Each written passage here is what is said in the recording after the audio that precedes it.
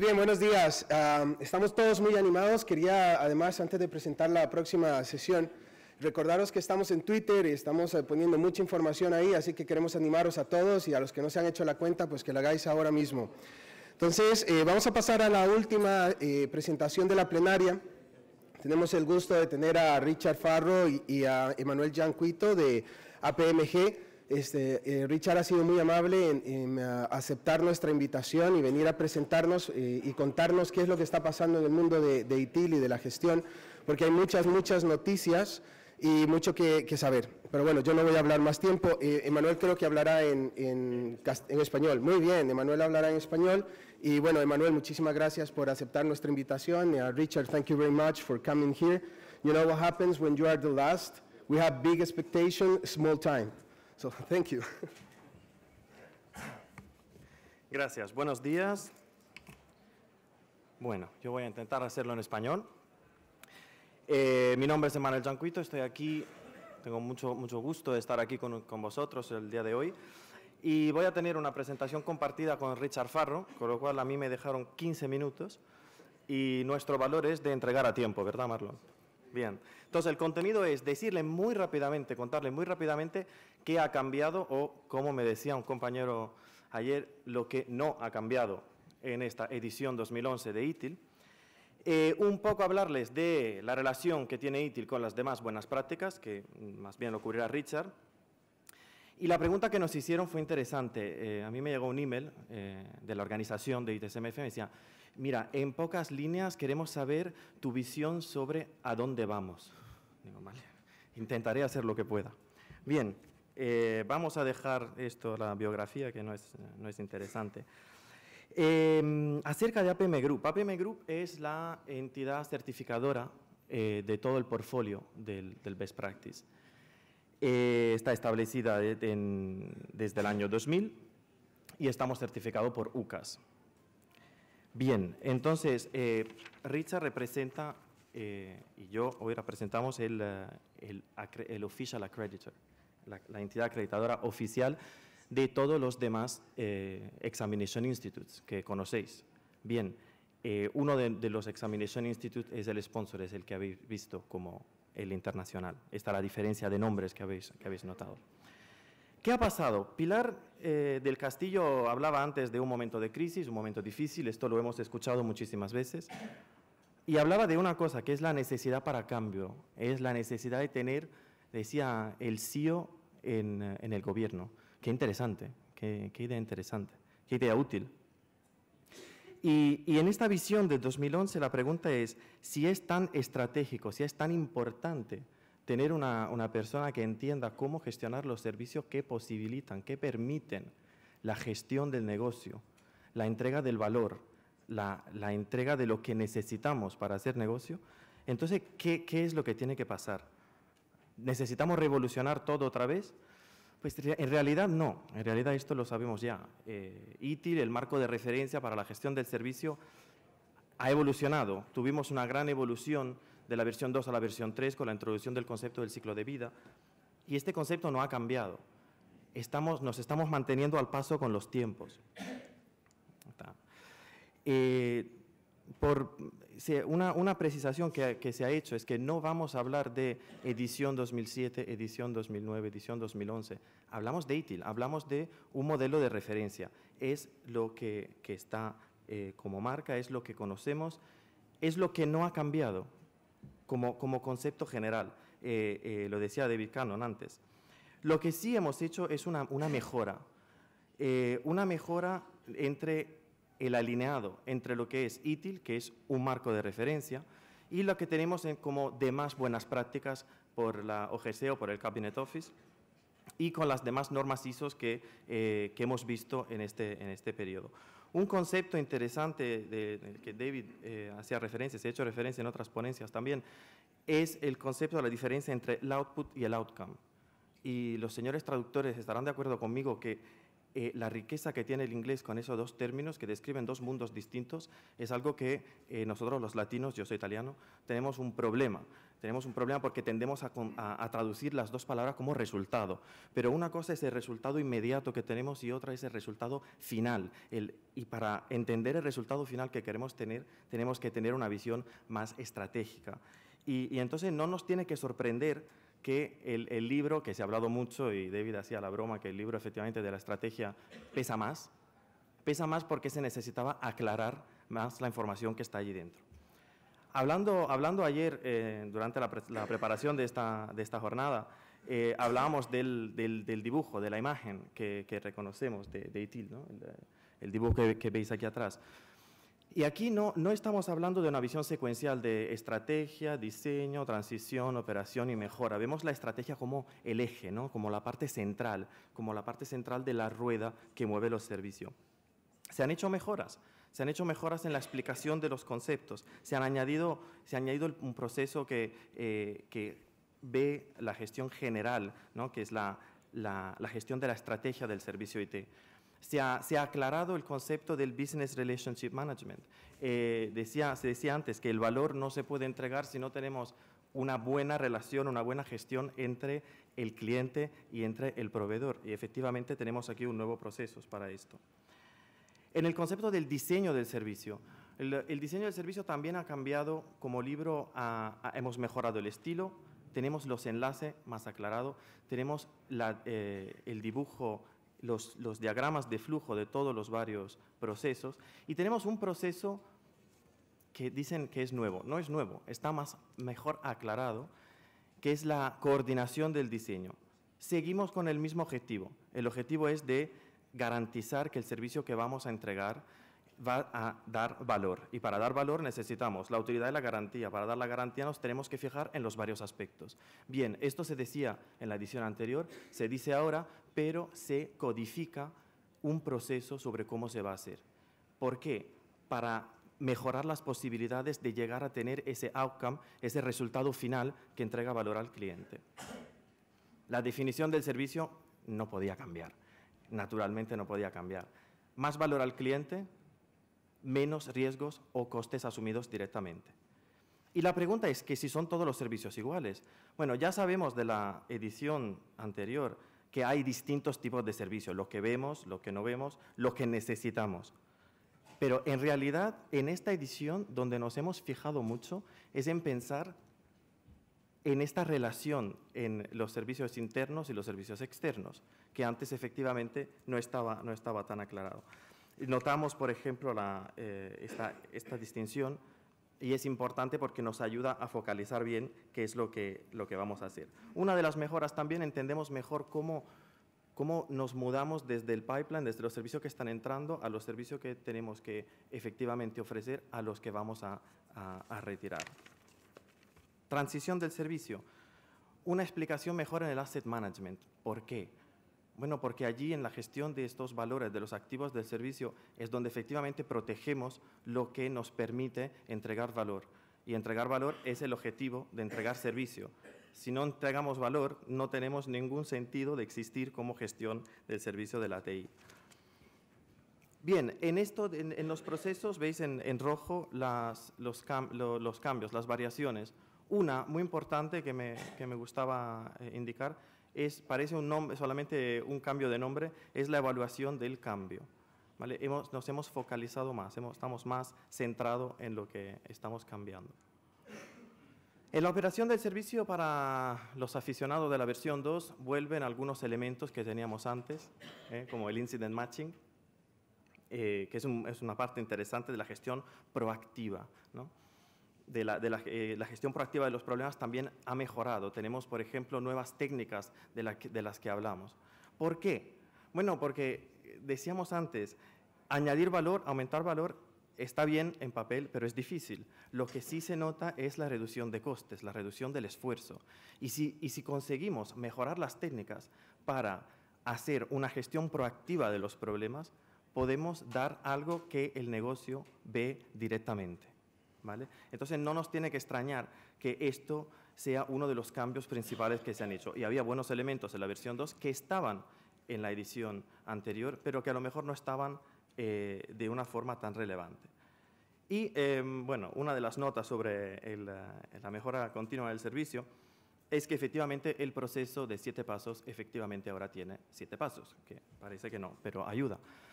El feedback que hemos recibido es muy positivo y esto es, bueno, nos alegra mucho. Efectivamente se ha hecho un gran hablar de la cantidad de páginas y bueno, yo estoy de acuerdo con la broma que hacía David. El peso es importante hasta cierto punto, lo que importa es el contenido. Si el contenido está más claro y se necesitaban más páginas para explicarlo, pues adelante. Una de las cosas interesantes en las preguntas de a dónde vamos es la composición del perfil que tiene que tener el experto de ITIL, ¿no? Ese título tan difícil al que tenemos que llegar a través de un proceso de certificación por varios módulos. Lo que tenemos que entender es que no todas las empresas son iguales. Las exigencias de cada empresa son distintas. Y para poder responder a las exigencias distintas no podemos utilizar clones, no podemos utilizar personas que hayan conseguido un título porque han aprendido un método. ITIL no es un método, es un marco de referencia con buenas prácticas. Y dentro de las buenas prácticas habrá áreas más interesantes o menos interesantes según el uso que queramos hacer. Y es esta la razón por la que para llegar a una titulación de expert podemos elegir qué módulos intermedios poner. Y es más, qué módulos intermedios poner y qué certificaciones adicionales o especialistas queremos utilizar.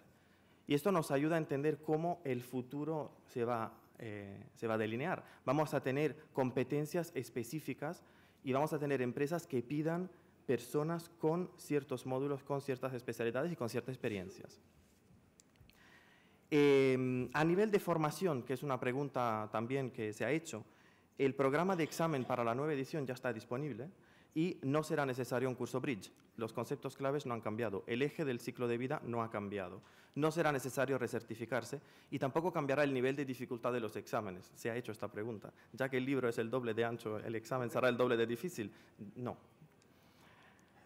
Entonces, a nivel de futuro, ITIL evoluciona como referencia global para la gestión del servicio TI.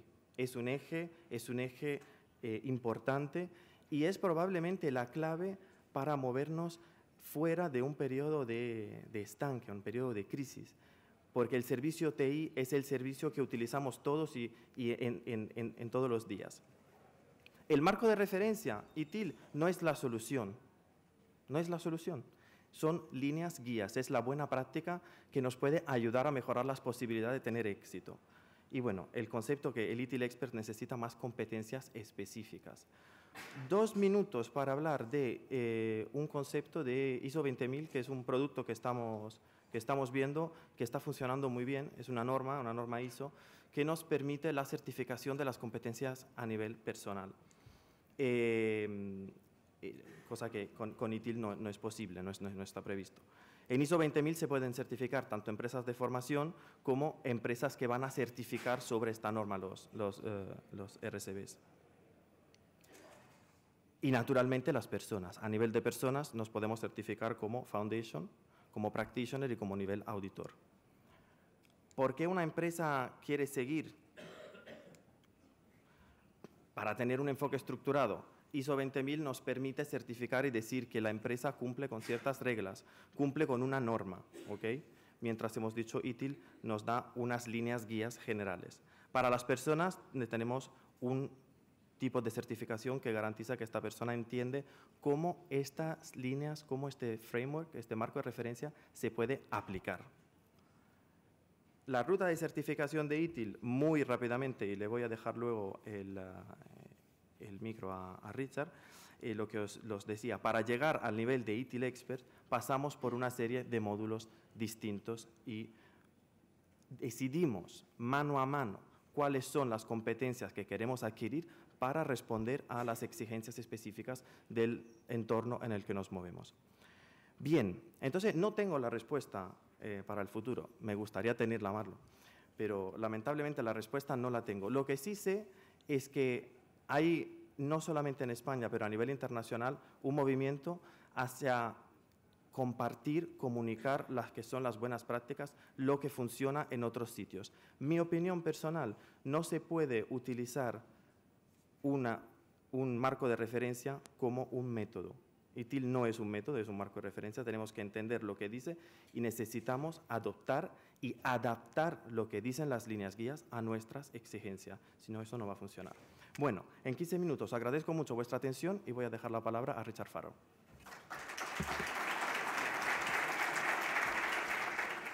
So I apologize if I run through my slides very quickly. I was asked to talk about what I see for ITIL 2011 and beyond. So these are a range of personal thoughts on what I think are some of the important things that we're facing. But just to set the scene, ITIL is actually owned by the UK government, the Cabinet Office.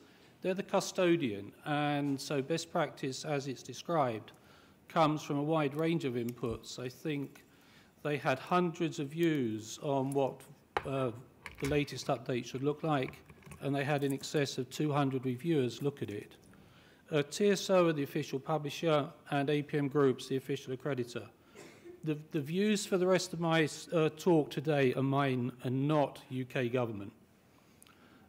This is the model for ITIL. I think most people are familiar with this. The interesting thing is the third line down, where it talks about examination institutes, and there are now 10 examination institutes working in ITIL worldwide.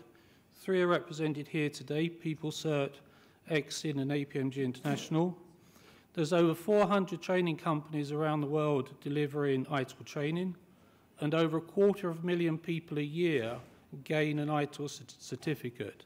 So it's 250,000 people a year are trained in ITIL. But ITIL does not sit in isolation. The Cabinet Office portfolio has a range of best practices. ITIL is clearly the methodology or the framework for delivering service. It has PRINCE2, which allows organizations to deliver projects. These are sort of controlled with an overall framework, a portfolio approach called MOP.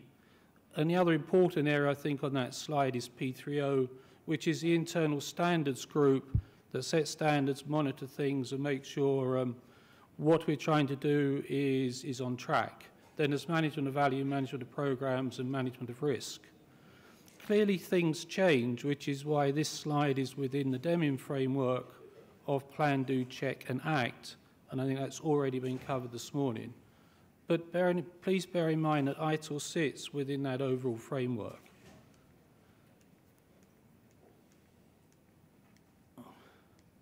It also sits within the world of service management.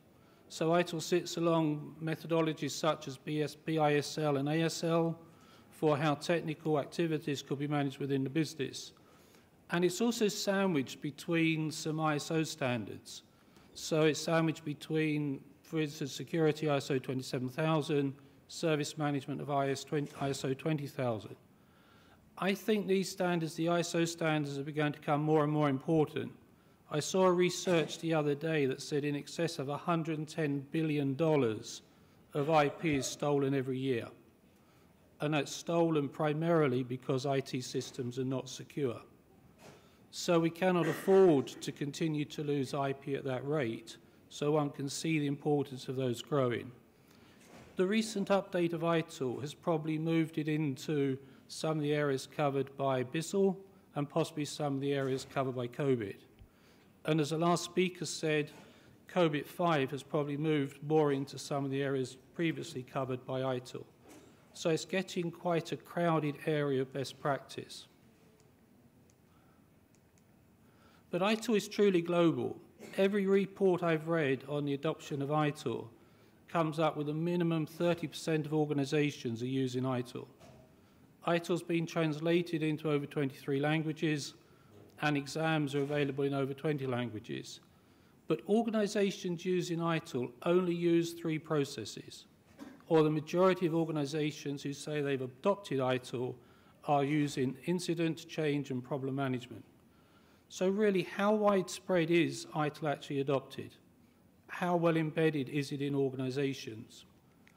When you think that all organizations are looking for the same things, they're really looking for competitive advantage, and they're looking for innovation and the use of IT to help them innovate within their business. What ITIL allows people to do is to control costs and resolve incidents more rapidly. So if all organisations are using ITIL in the same way, if all organisations are using certain parts of ITIL, where does the competitive advantage come from? My suggestion to you is it's to do with people. And this is a very international slide, as you can use it to interpret people in whatever way you like.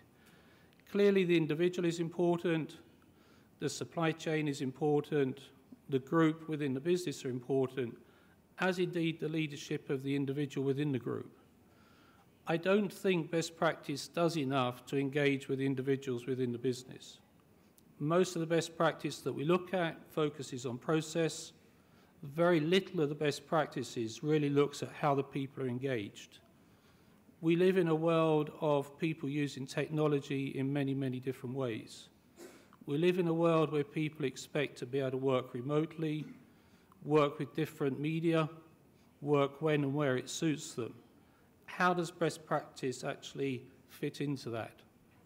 How do organizations apply best practice to give themselves some standards and control, but actually deal with a more flexible way that people want to work? And I actually think that is the biggest challenge that we're facing.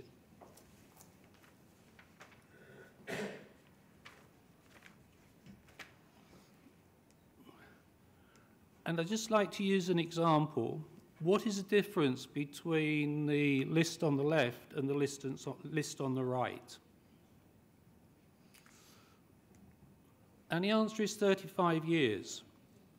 The list on the left is all the things that we knew were wrong with project management in, I think it was in 1975.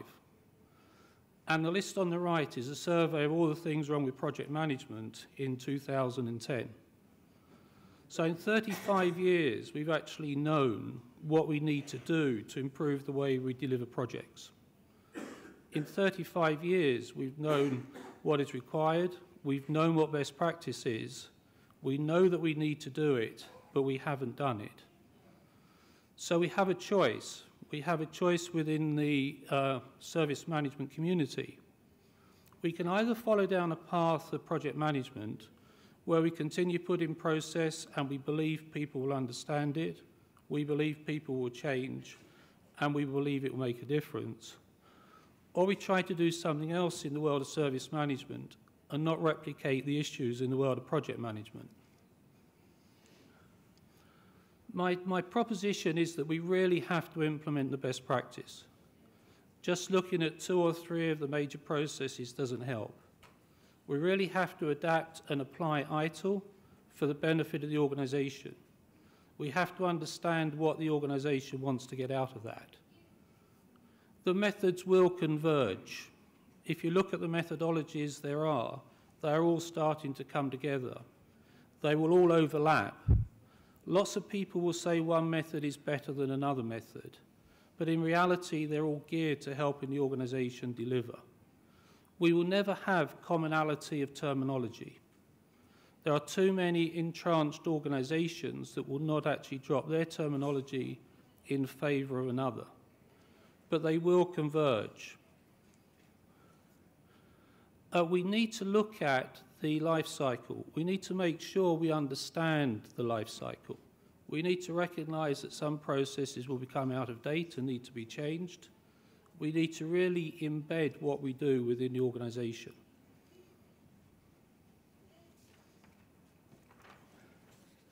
We need to make sure that we fully engage with the individuals and that we fully develop people.